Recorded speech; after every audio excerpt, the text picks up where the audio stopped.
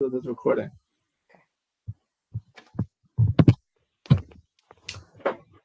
Good evening, everyone. It's so exciting to be here. Welcome to all those participating, and it's just so exciting after we see all of the shiurim happening over the past many hours and happening in the future. It's very exciting for the two of us to be able to share some Torah ourselves. Yeah, and we really wanted the opportunity to take you behind the scenes a little bit to the vision of this conference. And as always, our mission at these conferences is to strengthen the Jewish family and to help us all embrace halacha with dignity and with deep devotion. And I think specifically halacha as a system is something that's very hard for people to really jump into. Very often we find ourselves not necessarily making decisions based upon halacha, whether or not it's small things like, dabbing a stain on Shabbos, or even big decisions. How much do we put halacha as a system of commandments that we follow, that we're devoted to, at the paramount of our decision making? I think that that's something that is a very difficult question. And for our community, it's something that we have to think about a lot. I'll just take you back to March 2020.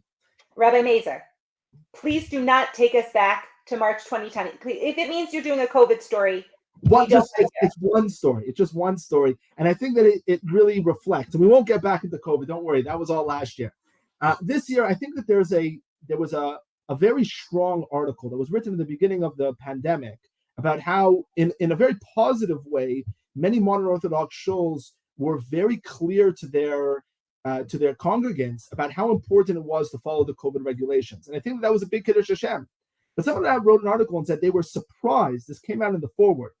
They were surprised how this was the first time they were hearing expectations coming from the pulpit about our halachic standards.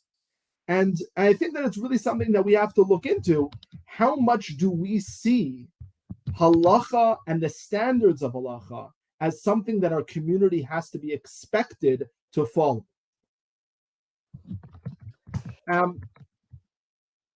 So I think that we all love Jewish values, and I think that all of us, especially this conference and the community that we live in, we want to pass on these values to our children. But the question becomes, while we're passing on these values, how much do we want to be fighting with our kids about whether or not they woke up on time for davening, or whether or not they're wearing tefillin, or how short their skirt is, or all of the minutia of halacha seem to sometimes get in the way of creating a family that loves Jewish values and experiences. It's much easier to have a conversation about the parsha than it is to have a constant reminder about following the minutia of halacha. And I think that really we have to ask ourselves difficult questions. How do we embrace such a system when it's so difficult to do so? And I think the second thing that's very difficult about it is that we live in a society that puts choice and independence at the height of our value system. And whenever you try to create a system of rules and enforce those rules, what ends up happening is the element of choice gets diminished. How can we, as a community, both, I think, stop teaching our kids to love halacha without fighting them about small little things, as well as give them the feeling of we're choosing, as opposed to we're the ones who are, we have to follow all of these rules. I want to mention that we're addressing it from a certain angle, and then I think if you take a look at at all of the course offerings, you will see that a lot of the sessions are addressing this question from many different angles. For example, the keynote is also addressing this issue in a few hours from now. So now it's not like we're the first generation to ever have these challenges of passing down our traditions. And while certainly, unfortunately, we've seen a very scary resurgence of anti-Semitism in the last time, which is quite concerning, at the same time, it very often feels like, in a way, like perhaps more than any other generation beforehand, or it just feels that way, we're facing this level of onslaught from the outside at a time where it's, you could go to a random airport in the middle of the United States and get every single kind of kosher food that you might need packaged and ready. It might not be it might be pretty processed, but you can survive. And at the same time, it feels like, but why our children, it sometimes feels like they're not loving this life as much as we are. And so why are we struggling in a way that we haven't? And as Rabbi Mazer said, like it very much has to do with right in the palm of our hands or on our screens, we have a personalized life that does exactly what we want and feeds into exactly what we want and shows us the ads that we want to see. Like it's such a society that is saturated with individualism in a way that is unprecedented. That's at least how I'm viewing it. Can we talk for a minute, 2 minutes? I'm going to take 2 minutes before we get into the concrete role that mitzvot play in kind of perhaps being the antidote to this. Can I take 2 minutes to talk about like the philosophical and the ontological roots of why this is so damaging? So I'm great to get into philosophy, but I really highly doubt this is going to be 2 minutes. But let's go anyways. Let's get into it. Someone timing me? Okay. So I have a clock up on the top. Rabbi Mazer, do you mind sharing the Makorot? Sure. Okay. Started with the Makorot.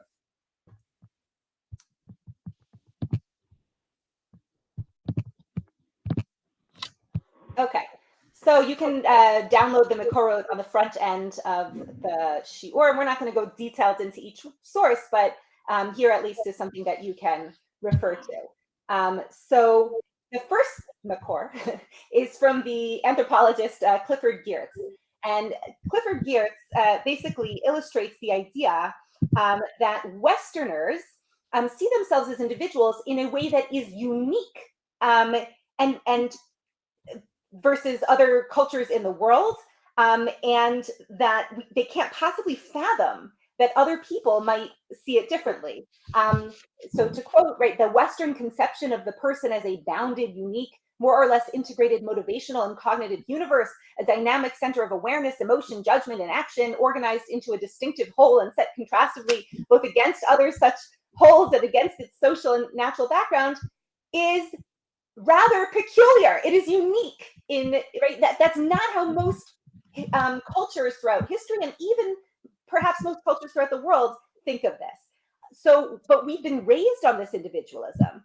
And there's a moral psychologist who's named Jonathan Haidt, and he quotes Mark Twain, who says that to a man with a hammer, everything looks like a nail, right? That once this concept was unleashed on the world, it was almost impossible to rein it in. It was almost impossible to fight it, and everything around the life view is looking and saying, this is what we got to look for. We got to look for that individualism, and yet, of course, we're not going to say that there's no place for the individual.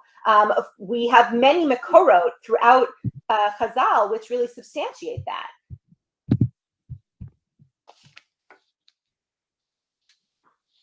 So I think what you're saying is that on one hand, we're living in brand new times in regards to how we approach just the society that we live in is so individually based, while halacha is something that's not so individually based. It's more based upon how we interact with others, how we interact with God, and it almost seems to be completely at odds with the system that we're trying to create.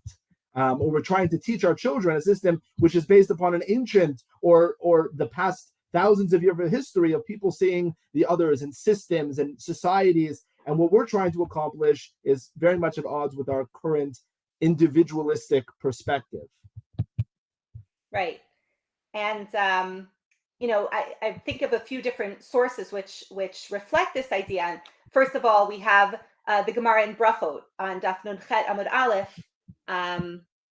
If we go down a little bit, sorry, a little lost in the Makorot sheet. There we go. Right, there we are. That the Gemara says that if you see a large gathering of 600,000 people, there's a bracha to say. We say Baruch Chacham Harazim, right? Blessed is the one who is wise and knows all the secrets, because here you have this mass gathering, and at the same time, just like none of the people here have similar views, and they don't have similar faces. Everybody looks different, and yet there's this massive gathering. So this idea of like this contrast between the individual and the group. And similarly in Pirkei Avot, Hillel says, "Im ein ani li mili," I've got to be for myself. I have to recognize and acknowledge and work for my individualism. But on the other hand, if I'm only for myself, then obviously we have a problem. So it's this balance between the individualism and the groupism. I think it's interesting to see both of those together, but I think that it's difficult to try and figure out how to actually balance those two areas about the individual and the group. And these are real questions that, as parents, as teachers, as educators, as community leaders, is consistently something that we have to deal with.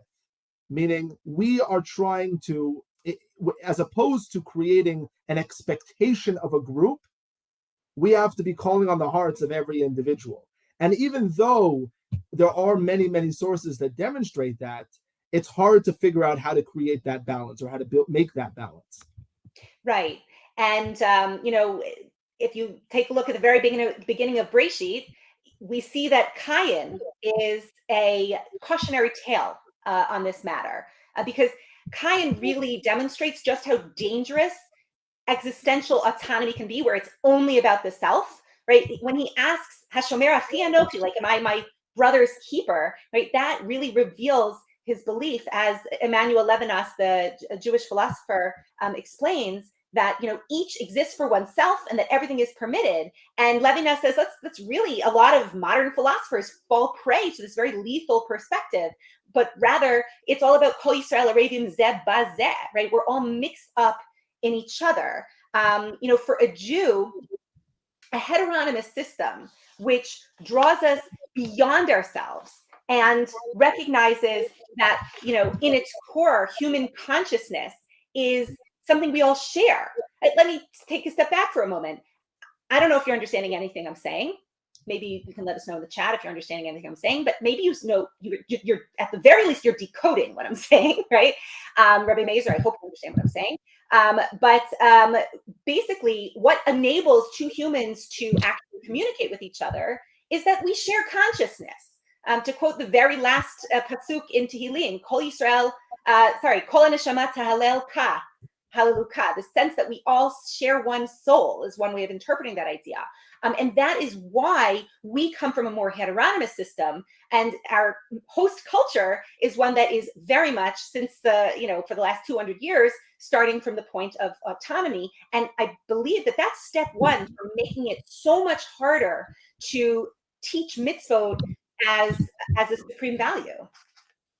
So what you're saying is that the past system that we lived under, of more of a hive mentality, was something that allowed us to propagate a system of halacha in a much easier fashion. While in today's world, where the individual takes paramount, everyone can choose what they want to do. And I think that we see this even with people that are very spiritually inclined and very into Torah values. They'll much rather take upon themselves their own custom and a kind of their own interpretation of certain mitzvahs than they would actually following halacha itself.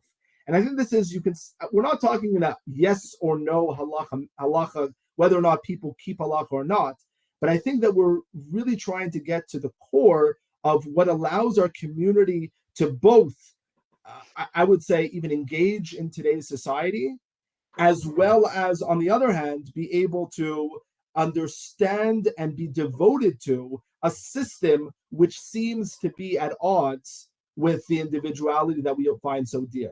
And what we're trying to figure out within this conference, as well as in this specific shir itself, is how do we mesh those two I would say even lifestyles, those two philosophies, those two perspectives, those two kind of just world views that really are at odds with each other and cause us to be struggling on the day-to-day. So I want to take a little bit of another direction and speak about what we would gain for halacha. And the reason why I would like to do that is because very often, especially in today's world, as opposed to just doing things because, understanding the purpose of it or the goals that you achieve with the system itself, that can obviously give us a little bit more of a motivation to follow it. So let's take a moment just to look at the history of halacha. Now, it's one of the things that's most fascinating about looking into the Torah. When you say the Torah is a book of mitzvos, the fact is that the beginning of the journey of the Jewish people, or even of humanity itself, was not based upon mitzvos. When Adam Arishon was created, and Adam and Chava were the only two individuals in Gan Eden, so there were no mitzvahs, except for maybe the first one mitzvah aseh of Mikol Eitz Hagan Chol Tochal, that you have to eat from all the fruits of the garden, except for the Eitz Hadat. You can't eat from the Eitz Hadat. That was the only mitzvah that existed. And we can see that the Torah sees the consequence of such a kind of open system where there are no rules. The consequence of that at the end of Parshat Breshit is Vayar Hashem ki rabat rat Adam ba'aretz v'chol yetzer machshavo libo rak kol hayom. That doesn't work. Humanity falls, society falls apart, and that's where the story of the flood comes in.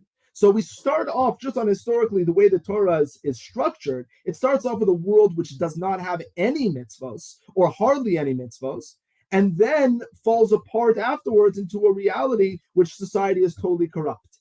Possibly the Torah is saying such a society does not work. It might be possible to create a society of anarchy and without rules, and where everyone chooses to do what they would like. However, it doesn't succeed in having a stable society. Now, what's fascinating is right at the end of the story of the flood, when Noach leaves the Teva, one of the first things that God does is he gives mitzvos. He gives the first set of commandments to the children of Noach. And these are the Sheva mitzvot b'nei Noach, the 7 mitzvahs that are given to the Noachites, that are pretty much the structure of a moral society, but they're spelled out. Don't kill, don't steal, create sorts of systems of accord, don't ever minachai of decapitating animals. All of the basic moral tenets of any society were given out and spelled out after we left the Teva. And Rav Kook explains in the most beautiful kind of poetic language that what actually is happening over here is that what we're trying to take a moral concept that may have even existed from the beginning of time, which was be a good person. Everybody should try to be a good person. And that existed, these tenets, these moral compass, this human morality existed even from the beginning of time. However, because it wasn't translated into actual rules, everything fell apart. And Rav Kook says that is that's the imagery of the rainbow. The rainbow that God shows as a sign not to bring another flood to the world was actually that same concept, because a rainbow is the refraction of light, where you take one very one clear light, and it goes through a physical barrier like a cloud and breaks up into many different parts, into 7 different colors. And that's the same concept of what God did. There was no new conceptual idea, no new value that was brought forth after the destruction of the world at the flood, but rather God saw it necessary to delineate the structure in which we embody the concept of be moral and be a good person. Because it wasn't enough just for people to live by that axiom. They needed to delineate it into actual actions. And he writes in a beautiful language, he says, Ha'ora Elokia Bahir, the clear light of God, lo yachol liot matsui le'adam. It can't be something that people are able to grasp. Le'enot bo lelechet boro, to follow it in its guidance. Basher hu adam, enosh. He's a human being. Bal beit chomer. We are physical beings, so we have to take these ideas and break them up into finite concepts. So what Rav Kook is demonstrating over here, I think on a fascinating historical level, is the transition from a world which just said, be a good person and that's enough, which seemed to fail, into a world where we create structure. And that's not even the first time that this happens. The Rambam believes that all of Breshit, with all of the Avot, Avram, Yitzchak, Yaakov, the children of Yaakov, the 12 tribes, all of them lived in a world that didn't have commandments. And he even writes that from Adam to Moses, all the prophets that came, they brought forth principles, ideas, but they never had laws. So I think that what the Rambam is demonstrating over here is that the struggle that we're experiencing of spiritual enlightenment and doing what's right and autonomy and choice versus a system that we're committed to is something that the Torah Kivyachol struggled with from the beginning, starting off with a reality where there was no structure and then building structure after failure. So what was the failure that brought forth all of the 613 mitzvot? So the Rambam writes that the failure was the that even though Avram, he passed down these ideas to Yitzchak, to Yaakov passed it down to the 12 brothers. But when the Israelites, says the Rambam in Sefer, it's in Sefer Yesodei Torah, that when the Jews had stayed long in Egypt, they relapsed, learned from the practices of their neighbors, and like them worshipped idols, with the exception of the tribe of Levi, which steadfastly kept the charges of the Avot. This tribe of Levi never practiced idolatry. The doctrine implanted by Avram would, in a very short time, have been uprooted, and Jacob's descendants would have been relapsed into an error, and perversity is universally prevalent. What the Rambam says here is, I think it's an earthquake. It shakes, it rocks, I think, our world of our understanding of the history of the Jewish people. He's almost would go off to say that the entire enterprise of our forefathers failed in Egypt. Almost. He says Levi was able to last. But 11 out of 12 children of Yaakov didn't continue the Jewish values. And we're talking about 3 generations after Yaakov. It fell apart. So what did God do in order to recreate the messages and the vision of our patriarchs? He appointed, because of God's love for us, he appointed Moshe to be our teacher. And what did he do as our teacher that was different from Avram? He crowned them with mitzvot. He gave them the structure of the 613 mitzvot. Again, a world without structure, of ideas, of values. And then once those values are brought into the struggles and the complexity of real life, they fall apart. So therefore, God then comes in and creates a structure. After the flood, it was the Sheva Mitzvah B'nai Noach on a universal level. And when it was for Avram, the 613 mitzvot that were given to the children of Bnei Israel by Moshe after they had relapsed into the 49th level of Tumah while they were in Egypt. I think one of the most powerful things that the Rambam is saying over here is the fact that really the structure of mitzvot and halacha as a structure, if anything else, it gives longevity. It creates a long-term ability for the values that we hold so dear to last so long. I'll just share 2 very brief stories that I think really embody this concept. The first one, we had the privilege of adopting when I was much younger, we had the privilege of adopting a family from the former Soviet Union in the early 90s. And it was really a wonderful experience for us. And it was incredible to see a family who had almost, or we could say, zero Jewish background, from not growing up in a Jewish community and not necessarily being affiliated, but almost no Jewish background, because for years and years, the Soviet Union had rid the Jewish communities of all types of education. And they came to our family, and we had to bring them into Jewish life from the beginning. And I remember our first Seder with them was very exciting. We bought all these Russian Haggadahs, and they sat down for their first Seder in their lives. And it was a middle-aged couple together with their son. And in the middle of the Seder, the mother looked at us and said, "Oh my God, now I understand why. My grandmother always used to have a big meal for our whole family in the springtime, and I never knew why. And now that I'm at a Seder for the first time, I realize what they were doing. They were having a Seder. And then we would speak about who we were, but we never spoke about this idea of leaving Egypt. None of the values were remembered, but the construct lasted so much longer. There was a family friend who didn't come from a religious family, and their son met a girl from Argentina.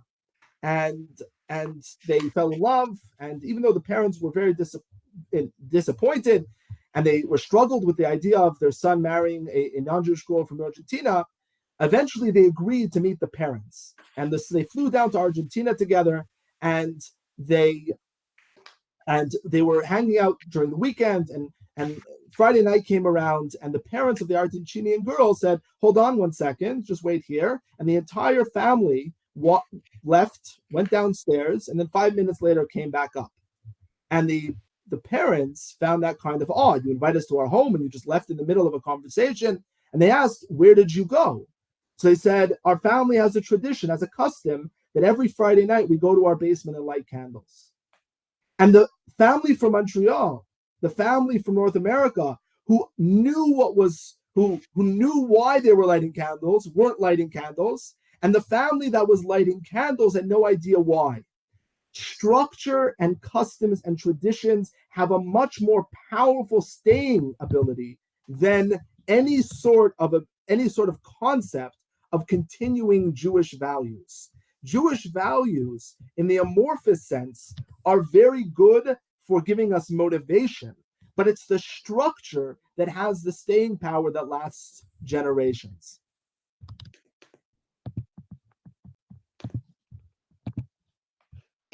I'd like to add another element as to why the structure of halacha and of mitzvot is so necessary and so powerful in order to concretize the values. And this relates to another kind of misunderstanding that we almost like want to believe, which is that most of us want to believe that when we make decisions, we are very rational, and like occasionally our emotions get in the way. But in reality, when all of the moral psychologists and evolutionary psychologists get together, what they notice is that more and more, it is so clear that it's quite the opposite. That, again, we really don't want to think of ourselves this way, but we may really actually be emotional beings. There's a moral psychologist named Jonathan Haidt. We strongly recommend you read his book, all his books, but The Righteous Mind is a good place to start, or The Happiness, what's it called? The Happiness Hypothesis, all these great books. Anyway, but if you read The Righteous Mind, he spends a lot of time building up all of the science. I will summarize his points. It's actually, it's summarized on the source sheet. I brought a source from David Brooks, where he talks about man as a social animal. And basically, what he argues and what he says is, right, we're living in the middle of a revolution in consciousness, and that everybody sees that that most of our decisions are actually not made based on our logic or conscious thinking, but rather we are primarily, I'm having a little difficulty navigating these pages here. We are primarily products of thinking that happens below the level of awareness. And he gives a metaphor. He says it's like the emotions are the elephant, and the reason is the rider that comes and tries to like control the big elephant. And again, we really don't want to think of ourselves that way. I was speaking with my husband, and he said to me, "You want to think of Rav Aaron Lichtenstein Zecher Tzadik Livracha as like someone who was like riding the elephant? I'm not Makabel. I just do not accept that. And I said to him, like, that's okay. That's because he refines himself through mitzvot. In other words, the Torah has a plan for how we can take our bubbling emotions and train ourselves. And Rev Jonathan Sachs has a beautiful, Zecher Tzadik Livracha, has a beautiful article which you can read. Rabbi Mazer, you can just take down the sheet for now. But like, you can read this article. I quote it on the source sheet. The article talks about how specifically chukim, specifically laws where we do not know the reason, they are there in order to train our minds, right? Our commitment to them, even when they make no sense. And quite honestly, nowadays, when there are certain melachot where when you go into the roots, you can see, okay, now I understand why I can't rip toilet paper on Shabbos. Okay, now I understand why I can't take seltzer and dab it on my clothing. But like, when you look at it without that, you're like, what? Why are we waving, lulavim? Like, there are a lot of mitzvot that, in a sense, might feel like chukim to us, even if they're not, even the ones that actually are mishpatim. But ultimately, with all of them, it's about training the mind. And it's about harnessing that emotion. And the more that we refine ourselves through the act of doing concrete mitzvot, the more we are the rational mind controlling the emotional mind. So I think what we brought forth to the table right now is two perspectives as to why halacha is necessary for long-term and short-term individual self-improvement. It's necessary on the long term because values don't have such a strong staying power as we saw throughout history. And the necessity for mitzvos is because we're trying to think of our place in this world as more than just our own lives, but also the future of the Jewish people and the continuity of them.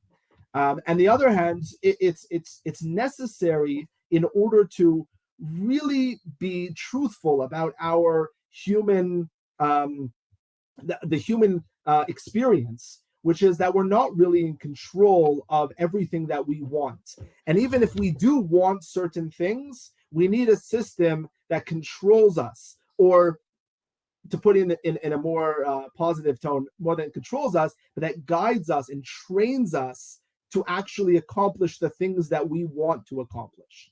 And it could be like any soldier would know in the army, all the training that you do seems tedious while you're doing it, but it's meant to have incremental kind of muscle memory to make sure that when you're in difficult situations, you're going to rely back on your values. However, in the end of the day, as much as we could push for what we believe is the necessity of Torah, it gets really difficult when in our daily lives we're fighting with our kids and we're fighting with our students and we're making them put on tefillin and we're telling them their skirts are too short. And this is the everyday, day-to-day struggle of any Rebbe or any teacher and any midrashah or yeshiva or day school or parent of any child. You either have to, it seems like you either have to choose to ignore the minutia and just allow them to choose and figure it out themselves and just show them the beauty and hope for the best, or to constantly be focusing on that and then never building any personal relationships. And I think that this is something that anybody who's in the world of Torah is struggling with.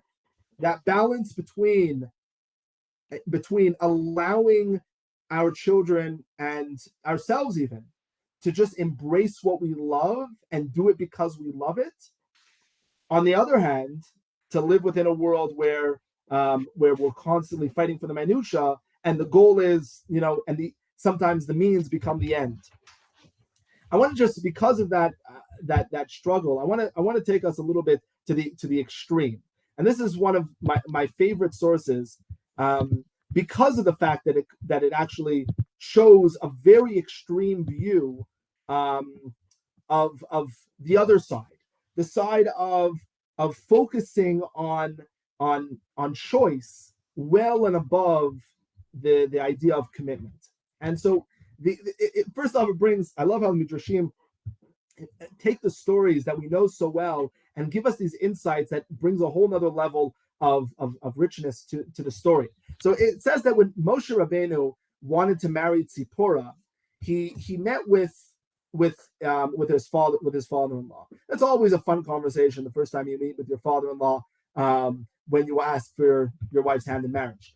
And so what was their conversation like? So it says, B'sha'a shamar Moshe liYitro, t'nali Tzipporah b'tcha l'isha. When Moshe said to Yitro, give me your daughter as a wife, Amar lo kobel alecha davar echad. He said to him, please accept upon yourself one thing.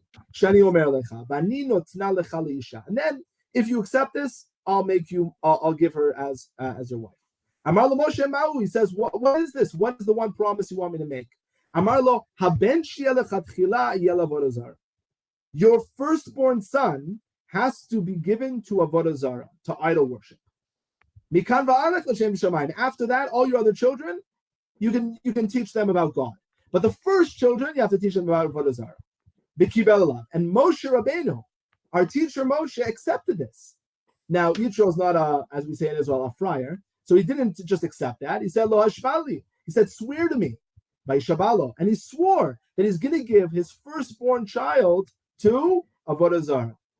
Now, this is a shocking conversation.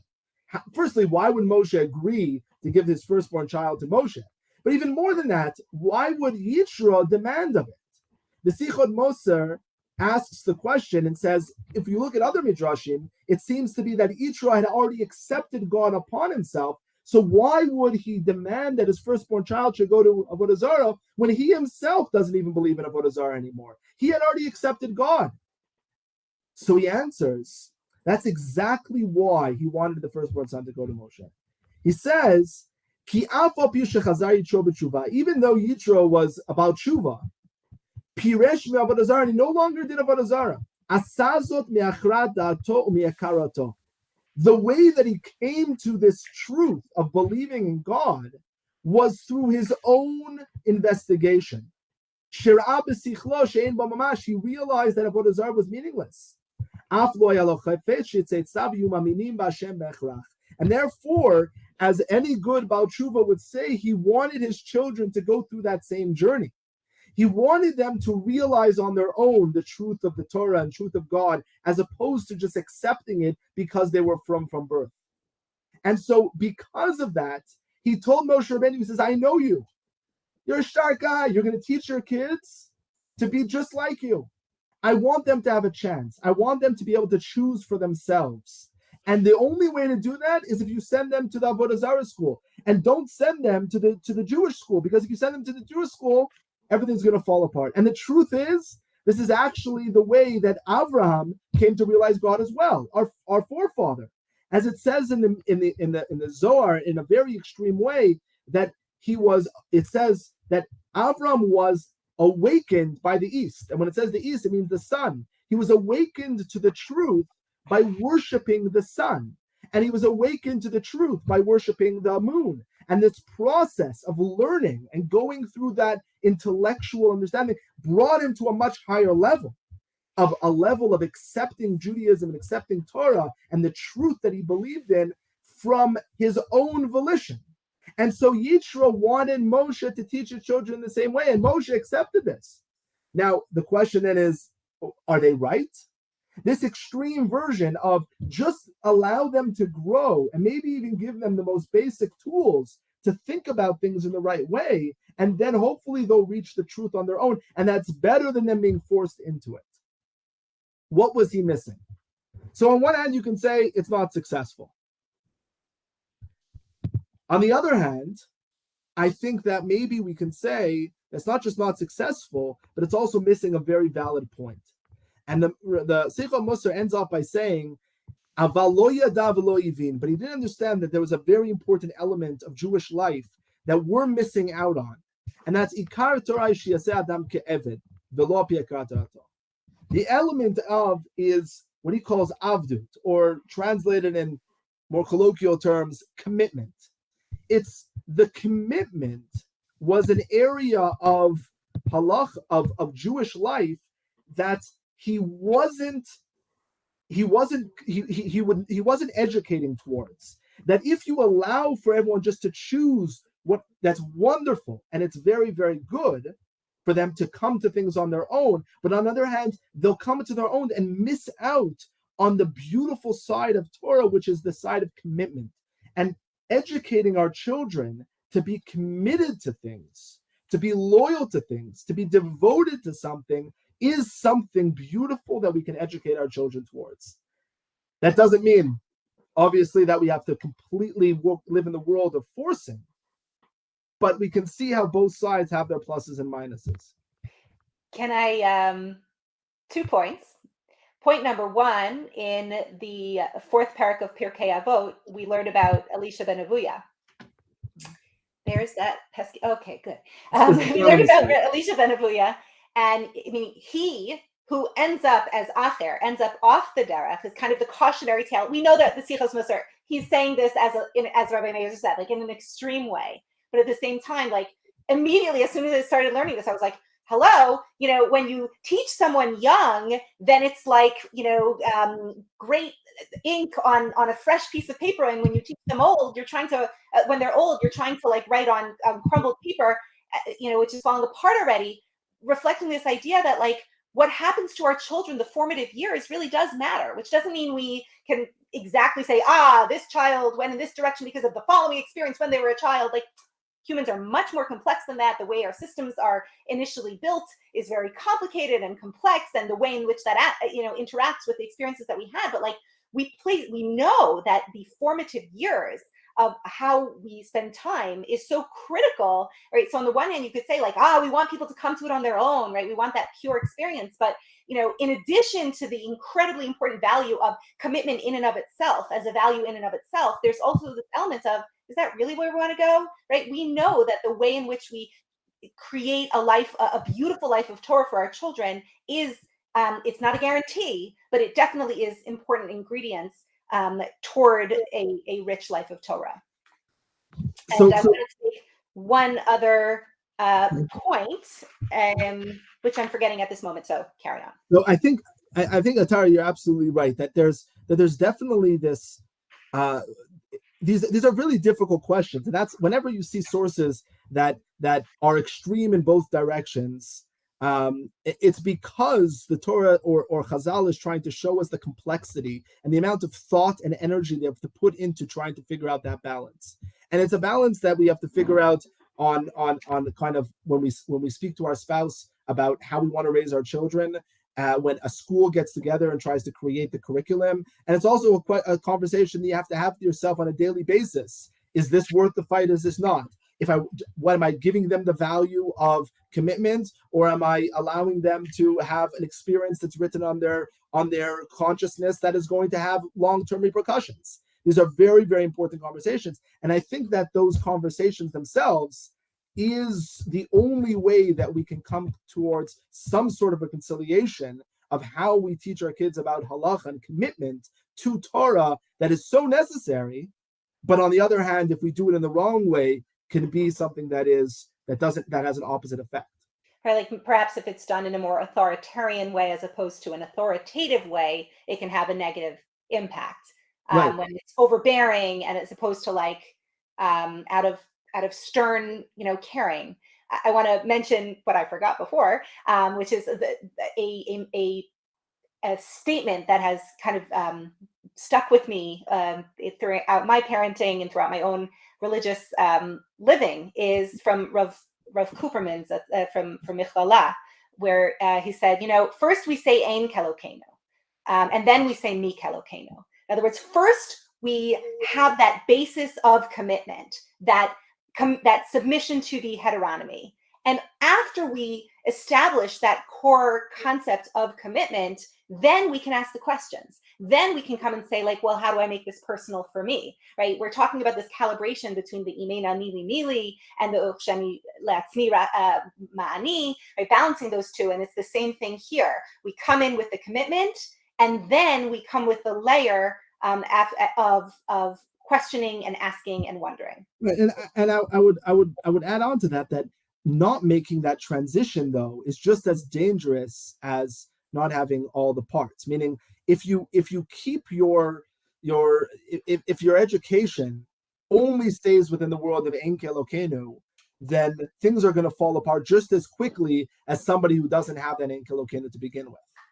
It needs to transition into the involvement in Torah, and I think that there's one of the most I would say humbling sources that I've ever seen is found in a sefer called Ruach Chaim, and the Ruach Chaim was actually he had a very, I would say, intimidating Rebbe. The Ruach Chaim was Reb Chaim Volozhin. His Rebbe was the Gaon Vilna, who was known as the genius from Vilna. He knew everything. Just to kind of push that the narrative of how much he knew, Nefesh HaChaim Reb Chaim Volozhin wrote about his Rebbe that he once came over to him so proud of himself that he learned all of Seder Moed in the Gemara off by heart. And so the Gra said to him, the Gaon Vilna, his Rebbe said, "Oh, you learned it off by heart? How many times does it say the word Abaye in all of Seder Moed?" And Reb Chaim Volozhin looked at him and says, "I guess I can read through it. I can say it and count." But the level of off by heart that his Rebbe had was beyond imagination. He knew every word where it was like it was the back of his hand. And so you must imagine that somebody who has a Rebbe like that would live in a world where they would just accept anything that they would say. However, that wasn't the case. He wrote a piece like this. He said that Torah learning is like a war. When you learn Torah, it has to be like a war. Students must be considered warriors. And Chazal tell us that it's not just with each other in a study partner, but even a son with his father and a student with his Rebbe are opponents, and they should not budge until they become friends. And he says very powerful words. He says, therefore, it is forbidden for a student to accept the words of his Rebbe as if he questions them. And sometimes it turns out that the truth is the side of the student, like a small sapling lighting a large tree. Therefore, the Mishnah says that we should be mitavik. We should fight with the words of Torah. We should not accept what is said just because of who said it, but rather because of the truth of the statement. Now, that's an incredible thing for somebody who has a Rebbe like the Gaon Vilna to say. I'm not just going to accept what he's going to say because of who he is, but I'm going to accept it because of whether or not it's true. And I think that the reality that the Nefesh HaChaim is bringing into the equation of whether or not and how we teach Torah and how we teach Halacha is that it has to be as a conversation. It needs to be brought forth as part of as an involvement with the students. If students aren't involved in the process, if we don't give them the sources and allow them to be part of that process, then it's always going to seem like they are being told what to do from the outside. In other words, in order to that, we create a paradigm and an experience for the next generation that accepts halacha not as an authority, but rather something that they are committed to as a system, is only by them becoming a part of that system and being involved in that system. And I think that means, as a call to action for us, that halacha has to be something that we continuously learn and continuously discuss and present those sources. And there's actually some incredible tools that are out there that allow us to do that, even for individuals who don't necessarily have a yeshiva or midrasha background. For example, there's this beautiful set of halachic books called Surba Mirabanan, which you can find at any Mizrahi and online or on Amazon, all over, and it's translated to English, and it explains from all areas of halacha, from daily halacha, Shabbat, Kashrut, Nida, etc. And the Nida was actually done in partnership with Nishmat, that it shows you the sources, and you can read what the halacha is based upon. And when you understand halacha in that manner and you're part of the conversation, it changes the paradigm. You're involved in it. These aren't minutia, they're meaningful tenets that are described and discussed and well thought out within a legal system that is not just an ancient legal system, but a continuous legal system that you are a part of in every generation. So with that, a little bit more about the vision and the theme of the conference, right? You see, we have a lovely tree, and we have the different layers, and we have textual roots, right? This is a textual roots class, and then we have the branching out of the conversations, and then we have the flowering, the new experiences, the nurturing is the soil, these little smaller classes, right? We went with this theme because it was something that just kept coming up in terms of concretizing and Eitz Chaim He, and there's so many different metaphors that could come up, and go to the classes specifically on women's health, and it just becomes more and more of a metaphor that makes a lot of sense. But part of what we were trying to convey is another layer to it is sometimes we're very focused on the leaves, and sometimes we might be missing the tree, right? We're certainly missing the forest, but we may even be missing the tree. And so, like, how do we get that calibration? Like, how do we get back to being able to really be able to see the bigger picture in a way that works? Now, if we go back to the time of Shivat Zion, I'm very lucky because one of our Nishmat Miriam Bladach Center board members, our founding board member, Amy Fox-Graffel, she and I learned Shivat Zion together. It's just a highlight of my week that we learn Shivat Zion together. You see in the sources the extent to which people simply did not keep Torah. It was 70 years since Bayit Rishon, and they come back, and you read in the sources of Nehemiah that they didn't even know how to keep Sukkot, okay? And they found the Torah. Oh my goodness! And they learned that this is what they were supposed to do, and they were supposed to keep the lulav and etrog, and it took like a generation for things to just fall apart, because what you could argue in a kind of challenging way is well, there was less halacha to keep that, right? This is before the Anshe Knesset HaGedola came on the scene and created the concepts of the Rabbanan. We have the idea that when even Bayit Sheni was falling apart, right? What was the battle cry? The battle cry was, Tain li Yavne v'chachameha, give me Yavne and give me the sages. It was, it was the understanding that if we do not take the kind of head a little bit into the tree, into the leaves, head a little bit into, I don't know, even the weeds, then we don't stand a chance of having some kind of concrete actions to pass down to the next generation. And you see through Shivat Zion, you see this transition from what we think of as the Navi to the Chacham, right? You read Zechariah and you're like, I don't know what he's talking about. And you read he's kind of, things are getting more opaque. The concept of Nevuah is getting weaker. But at the same time, there are a lot of halachic questions asked in the books of Shivat Zion. And therefore there's this move from Nevuah, which is a little bit more, kind of I just have to ask the Rebbe and I find out what to do, into no, we have to understand this a little bit more and go into the details a little bit, because that's the only way that we're going to take this Torah all the way from Sinai, all the way to, through the Galut. And it's actually, there's another one of my favorite sources in Masechet Brachot, which talks about how it was actually a beautiful opening where it says that one Rav says to another, "Could you tell me some beautiful gem that you learned from Rav Chisda?" And he says to him, this is what Rav Chisda said. We have a beautiful pasuk which says, "Ohev Hashem sha'arei Tzion mikol mishkenot Yaakov." Hashem loves the Sha'arei Tzion, the gates of Zion, more than every other location. And he darshans it out. He says, "Ohev Hashem sha'arim hametzuyanim b'halacha yoter mibatei knesset u'mibatei midrashot." What does he like? He likes to see. Hashem loves the gates of those who not just sit in shul and daven and learn, but rather those who make themselves excellent, like mitzuyanim, through the keeping of halacha.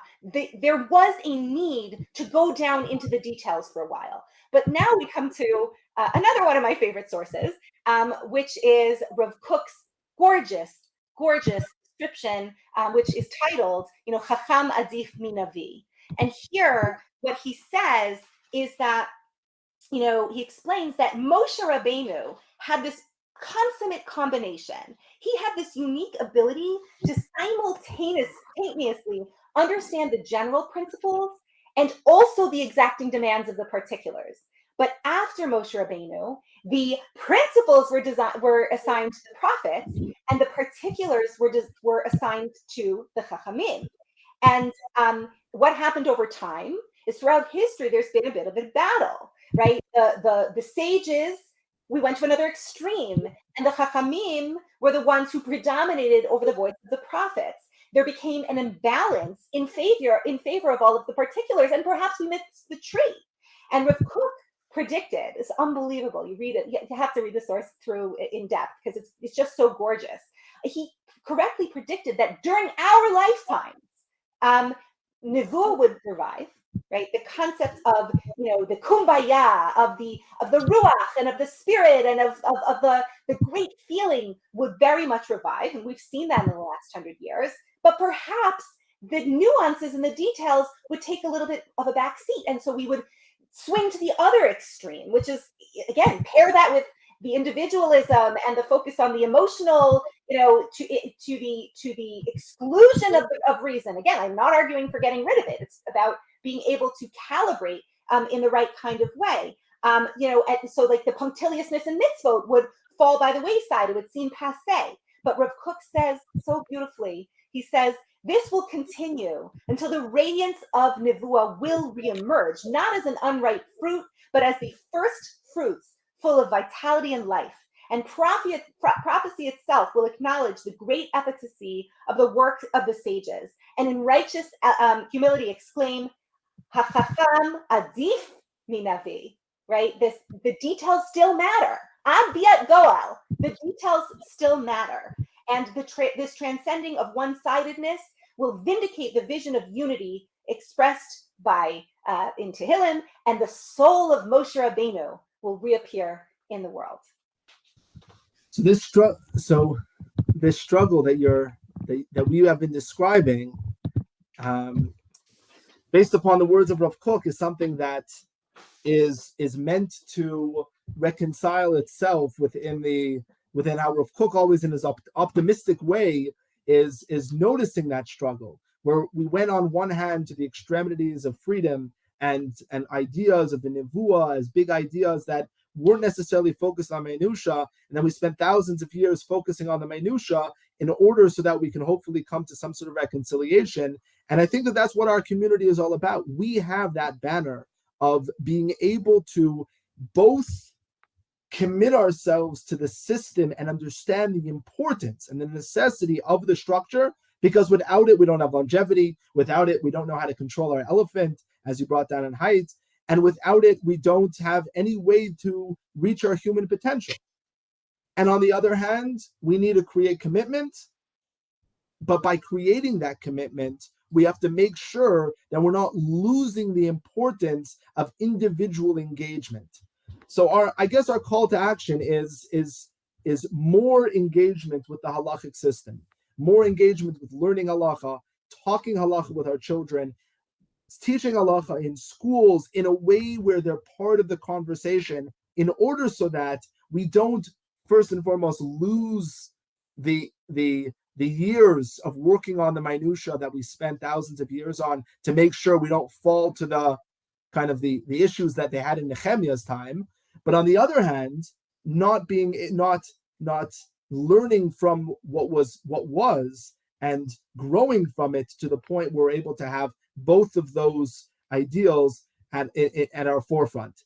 And so this conversation hopefully can give a little bit of background to what our whole session, the whole conference is about, as well as hopefully continue this call to action to create families that are deeply rooted in the sources of halacha, that are able to branch out and grow into the beautiful